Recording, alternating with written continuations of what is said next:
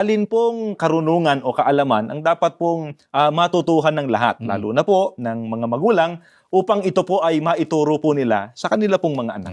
May binabanggit dyan si Apostol Pablo. Pakinggan po ninyo. Ngunit ikaw, magpatuloy ka sa mga bagay na natutuhan mo at pinaninindigan.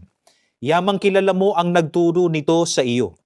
Mula pa sa pagkabata, ay alam mo na ang mga banal na kasulatan, ang nagbigay sa iyo ng karunungan tungo sa kaligtasan sa pamamagitan ng pananampalataya kay Kristo Jesus.